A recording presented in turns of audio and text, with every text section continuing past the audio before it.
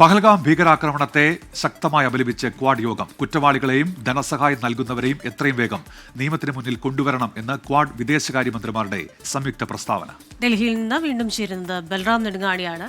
Balram, good morning. ഈ Quad വിദേശകാര്യമന്ത്രിമാരുടെ യോഗം പുരോഗമിക്കുകയാണ്. ഇതിനു മുമ്പ് തന്നെ ഈ ഭീകരാക്രമണത്തിനെതിരായ നമ്മുടെ ശ്രമങ്ങൾ ഏത് തരത്തിലാണ് ഓപ്പറേഷൻ സിന്ദൂർ ഉണ്ടായത്, ഇക്കാര്യങ്ങളൊക്കെ ലോകരാജ്യങ്ങളോട് വിശദീകരിച്ചിരുന്നു. ആ വിശദീകരണങ്ങളൊക്കെ ഫലം കാണുകയാണ്, അത് ലോകം അംഗീകരിക്കുകയാണ് എന്നുകൂടിയല്ലേ കരുതേണ്ടത്?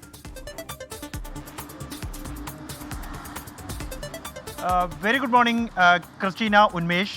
തീർച്ചയായും ക്രിസ്റ്റീന സൂചിപ്പിച്ച പോലെ തന്നെ ഈ പഹൽഗാം ഭീകരാക്രമണവുമായി ബന്ധപ്പെട്ട ഇന്ത്യയുടെ നിലപാടുകൾ ഇന്ത്യ ലോകരാജ്യങ്ങൾക്ക് മുന്നിൽ വിശദീകരിച്ചിരുന്നു. അതിന് പ്രത്യേക പ്രതിനിധി സംഘങ്ങളെ ഉൾപ്പെടെ ആ ദൗത്യം ഏറ്റെടുത്തിരുന്നു. അത് ഫലം കാണുന്നു എന്ന് തന്നെയാണ് നമുക്ക് ഈ ക്വാഡ് വിദേശകാര്യമന്ത്രിമാരുടെ യോഗത്തിൻ്റെ ഭാഗമായി ഇറക്കിയ പ്രസ്താവനയിലൂടെ വ്യക്തമാക്കുന്നത്.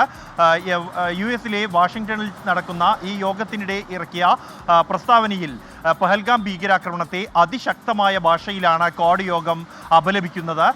ഒപ്പം തന്നെ ഈ പഹൽഗാം ഭീകരാക്രമണത്തിൽ ഇരകൾ ആക്കപ്പെട്ടവരുടെ കുടുംബാംഗങ്ങൾക്ക് യോഗം അനുശോചനം രേഖപ്പെടുത്തിയിരിക്കുന്നു. കൂടാതെ ഈ നിന്ദ്യമായ ഭീകരാക്രമണത്തിൻ്റെ ഭാഗമായവരെ, അതിൻ്റെ ആസൂത്രണം നടത്തിയവരെ, അതിന് ധനസഹായം നൽകിയവരെ എല്ലാം തന്നെ എത്രയും വേഗം നിയമത്തിന് മുന്നിൽ കൊണ്ടുവരണമെന്നും ഈ നടപടിക്ക് UN അംഗരാജ്യങ്ങൾ, UN സുരക്ഷാ കൗൺസിൽ അംഗങ്ങൾ ഉൾപ്പെടെയുള്ളവർ സഹകരിക്കണം എന്നുമാണ് ഈ യോഗത്തിൻ്റെ പ്രസ്താവനയിൽ അറിയിച്ചിരിക്കുന്നത്. കഴിഞ്ഞ ദിവസം തന്നെ US-ലെത്തിയ വിദേശകാര്യമന്ത്രി S ജയശങ്കർ ഈ പഹൽഗാം ഭീകരാക്രമണം അടക്കമുള്ള ഭീകരവാദത്തിനെതിരായ ഇന്ത്യയുടെ നടപടികൾ സംബന്ധിച്ചുള്ള എക്സിബിഷൻ ഉദ്ഘാടനം ചെയ്യുകയും തുടർന്ന് ഇന്ത്യയുടെ നിലപാടുകൾ ഒരിക്കൽ കൂടി വിശദീകരിക്കുകയും ചെയ്തിരുന്നു.